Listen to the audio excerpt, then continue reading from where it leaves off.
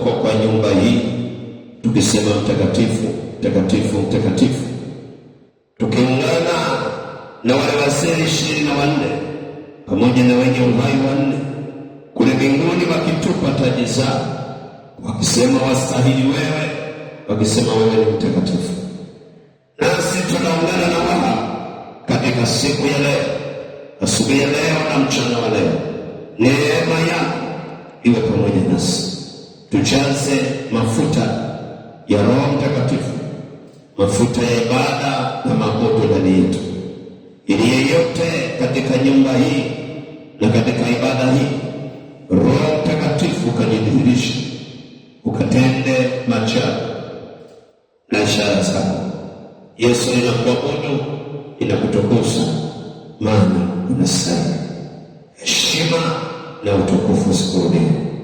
Karibu Yesu, tufundishe katika neno lako, tufundishe sawa sawa na inavyokupendeza. Asante maana Yesu, ninakutukuza, ninakuabudu, ikiamini ya kwamba uko mahali hapa saa hii ili kuzungumza na sisi. Heshima tunakurudishia na utukufu, na vyote ni vyako, hakuna anayestahili kubeba utukufu wako mahali popote na wakati wowote. Sisi tunashuka chini, wewe uinuliwe. Sauti yetu uiongoze wewe, na kila chochote tulicho nacho Bwana Yesu ukakiongoze wewe. Kinywa changu kitakase, mioyo ya watu wako itakase, ili Mungu ikasikie kile ambacho umekusudia kusema na sisi katika ibada hii. Tunafunga utawala wa adui na mamlaka za giza zilizo kinyume na ibada hii, na kila mapepo yanayotawala saa hii na saa nyingine inayokuja, masaa yote ya siku ya leo tunayatawala kwa jina la Yesu. Tunaamuru malaika wa Mungu wakatawala, malaika waliopewa nafasi ya kutawala masaa haya. Roho Mtakatifu, tembea, idhihirishe kwa nguvu zote. Asante Bwana Yesu, ninakuabudu, ninakutukuza kwa maana uko mahali hapa. Heshima na utukufu siku hii. Ni katika jina la Yesu Kristo tunaamini, tumeomba na tunapokea kutoka kwako. Amen. Yesu, makofi mazuri. Yesu, makofi mazuri katika siku ya leo. Haleluya. Fungua Biblia yako, ni wakati wa neno la Mungu.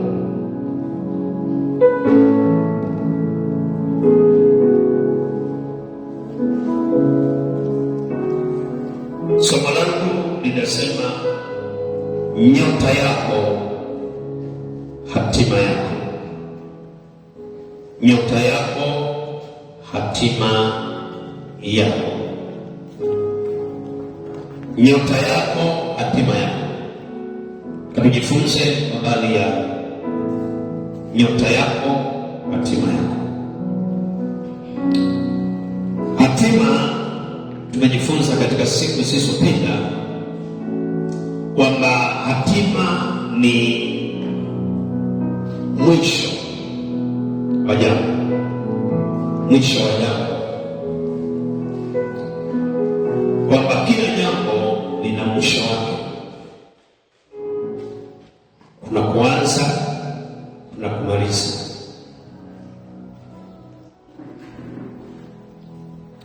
Hatima ni mwisho wa jambo. Kwa tunaposema hatima ya mtu, tunamaanisha mwisho wake ni upi. Huyu mtu ambaye ameletwa duniani na akabeba jina la Mabula au Simon au Edward au mtu yeyote, huyu mtu aliyekuja duniani mwisho wake ni upi? Na hapa simaanishi kwa maana ya kifo cha mtu, hapana.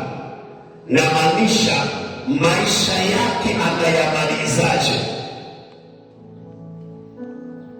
kwa sababu mwisho ndio pia unakuwa unaelekea mwisho wa kuishi kwenye ulimwengu au kwenye mwili.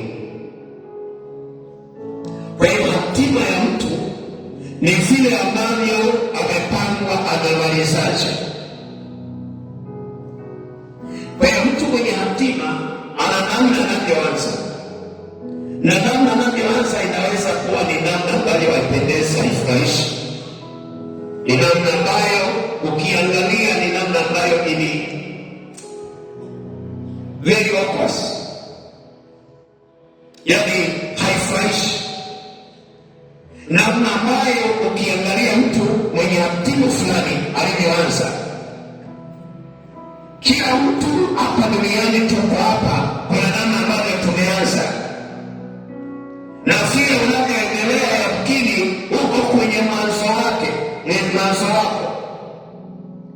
Kwa hiyo kuna mahali ambapo natakiwa level fulani natakiwa ufike, ambayo hiyo level itakuwa ndio yako mwisho, na ile level yako ya mwisho itakuwa ni level ambayo imesukwa na yeye aliyekuleta duniani, ya kwamba huyu mtu nimemleta, mwishoni mwake hapa atakuwa mtu fulani.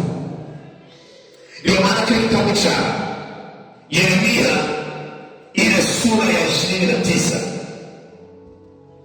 ile sura ya 29 na mstari wa 11,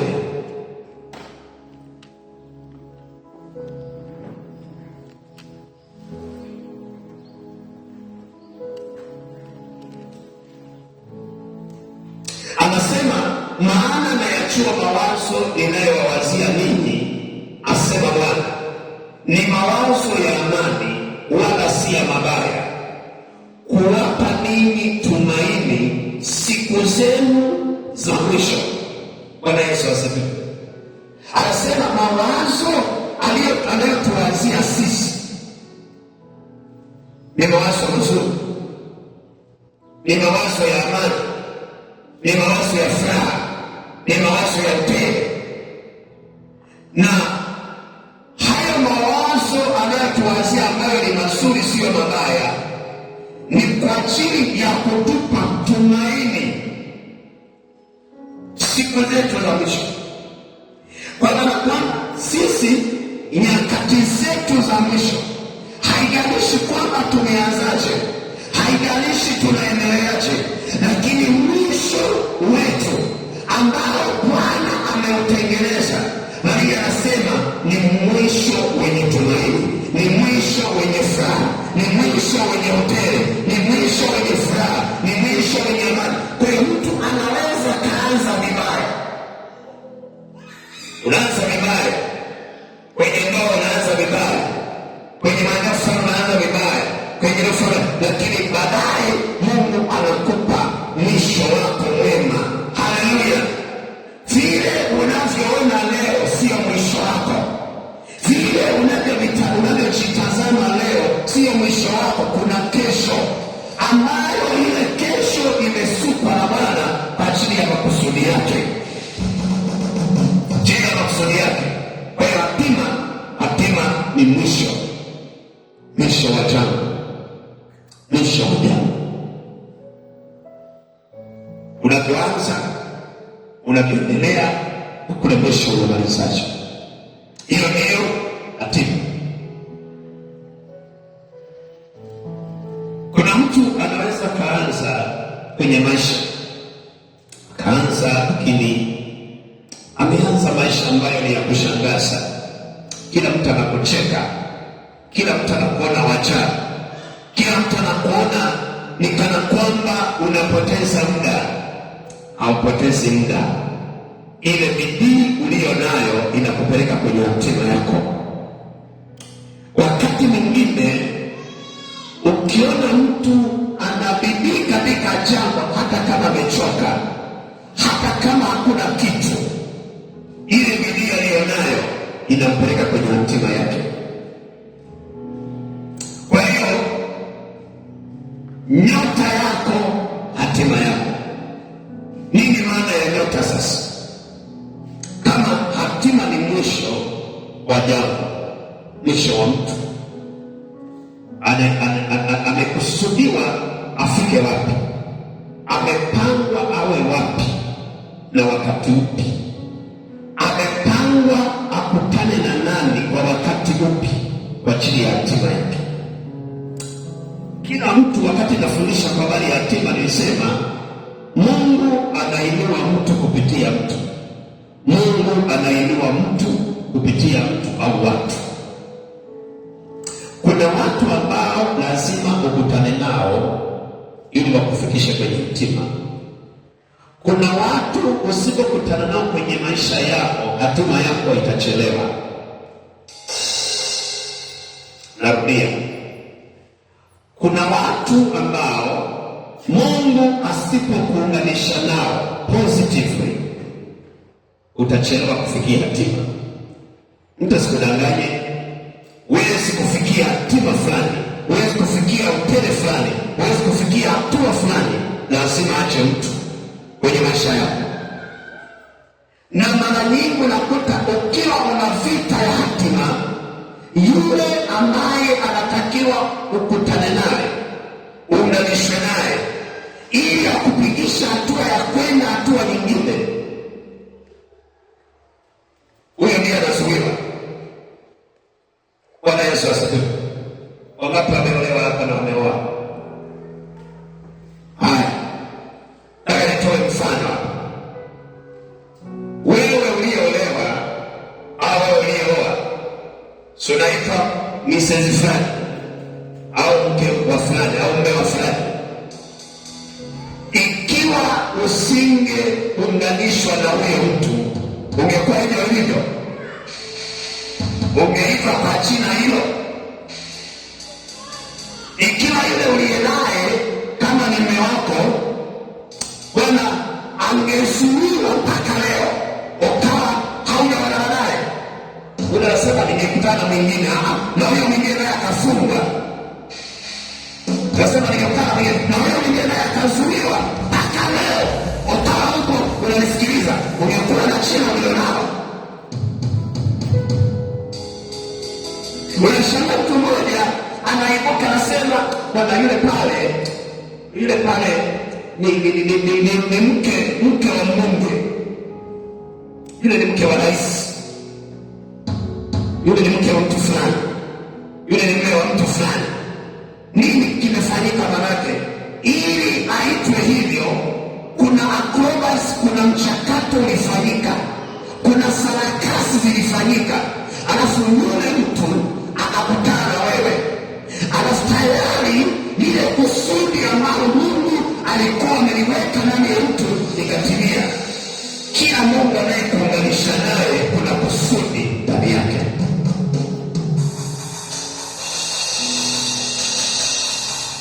Kila Mungu anayekuunganisha naye kuna kusudi ndani yake. Kwa hiyo ukiwa mtu amepangwa, mimi kwa mfano, ili nitauliwe labda niwe waziri, ni lazima nikutane na mtu ambaye ana mamlaka ya kuninyanyua kuwa waziri, si ndio? Mtu anaweza kama waziri from nowhere, ni lazima kutane na mtu, kutane na rais, afahamike kwa rais, alafu rais amjue ya kwamba huyu nikimweka sehemu fulani anafaa. Mungu anainua watu kupitia watu, anainua watu kupitia watu. Kwa hiyo vile wewe ulivyo unaitwa hivyo au kule unakokwenda, ni kwa sababu kuna mahali ambapo Mungu anatakiwa kukutanisha na watu. Huwezi ukatimiza maono, huwezi ukatimiza kusudi unless umekutana na mtu anayekushika mkono, anakwambia tusonge mbele. Amen. Anakushika mkono, anakwambia twende. Kujifunze kujua mtu yeyote anayeleta kwenye maisha yako ana kusudi. Sasa wale watu ambao mara nyingi wamepewa neema kwenye maisha yako, kwamba huyu ukikutana naye kwa nafasi yake utafika hapa. Kuna mahali ambapo wewe kama wewe na elimu yako na digrii yako na masters yako na cheti chako, kuna mahali huwezi sogea mpaka ukutane na mtu aliyepewa nafasi hiyo, wewe akushike mkono akwambie twende mpaka hapa. Amen. Kwa hiyo wakati mwingine kuna vitu elimu haiwezi kukupa. Na pia tena kuna mtu hajanielewa, hajanisikia. Kuna vitu elimu haiwezi kukupa. Ni connection ya Mungu ndiyo inakupa. Kuna vitu hela haiwezi kukupa. Hata kama na hela nyingi haiwezi kukupa. Bwana Yesu asifiwe. Sometimes wewe nikiwa katika kwenye mitandao kuna vitu wanashangaa. Unakuta mtu anakwambia hasa wadada, anasema hivi, nina kila kitu, nina fedha, nina kazi, nina kampuni, nina mali, ila mume sina. Anasema mimi naomba mtu yeyote anayetaka aje tu tujenge maisha. Anaona kabisa hela anazo, kila kitu anacho, ila mume hana. Kuna vitu fedha haikupi, elimu haikupi. Unahitaji connection ya Yesu Kristo, alafu upende na uingie kwenye neema ya baraka na jina la Yesu. Kwa hiyo mwana kudanganya anakwambia, bwana mimi elimu yangu, bwana mimi na elimu, nimesoma hiki. Bwana Yesu asifiwe. Haleluya. Ndio maana kuna mahali ambapo wewe ili ufike utahitaji mtu wa aina fulani akufikishe. Wewe peke yako huwezi kwenda. Ndio maana ili mtu asome afaulu anahitaji mwalimu, si ndio? Unaingia darasani, unafundishwa la kwanza au kindergarten, natoka hapo unaingia la kwanza, la pili, la tatu mpaka la 7, naenda form 1 mpaka form 4, unaenda form 5 mpaka form 6, unaenda chuo mwaka wa kwanza, mwaka wa pili, wa tatu, wa 4, na kutegemeana na taaluma yako au kozi yako. Ukitoka pale unaenda masters. Hayo ni maeneo yote. Kuna mtu lazima akushike mkono ili ufike. Usimwone mtu eti anainuka yuko juu eti amejipeleka. Hapana. Hata rais kuna watu wamemweka. Ndio. Kuna watu wameweka moja. Kuna watu ambao walimuona wakampendekeza, wanasema huyu anafaa kuwa rais wetu, wakamweka pale. Wanasaidia mchakato. Kwa mfano nchi yetu au nchi nyingi, unakuta mfano rais ana chama chake. Kwenye kile chama chake cha siasa, wakimtazama huyu, unamwona huyu anatufaa. Kwenye chama chetu huyu anatufaa awe rais, wanamwibua. Wakishamwibua wanamleta kwa watu. Halafu watu wanaenda wanapiga kura. Baadaye sasa wakinaenda kupiga kura, huyu mtu anashinda. Lakini ameshinda kwa sababu gani? Amepitia mchakato. Kuna watu walimuona kule kwenye chama, wasingemuona, wakamzika, asingeonekana, wakamzuia, asingeonekana. Wanahitaji watu ambao ukiwa connected na wao watakufikisha mahali. Connection yako nje, watu sahihi wako wache, ambao wamepangwa na Bwana, waliopangwa na Bwana, wache kwa jina la Yesu. Wache. Sasa kinachofanyika, wale watu ambao wamepangwa wa kupigisha hatua, hao ndio wanakamata. Macho yao yamefungwa, hayakuoni.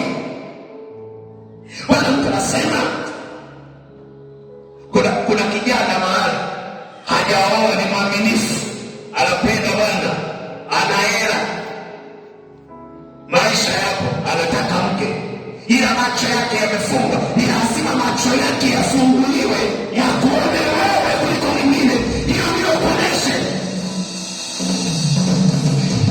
Wewe ukajiuliza kwa nini wewe umeolewa na huyo uliyeolewa naye?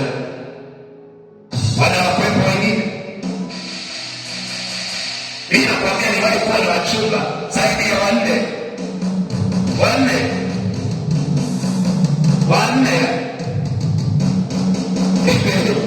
Usifikiri uliyeolewa naye wewe ni wa kwanza, mchumba wa kwanza, alikuwa na wengine.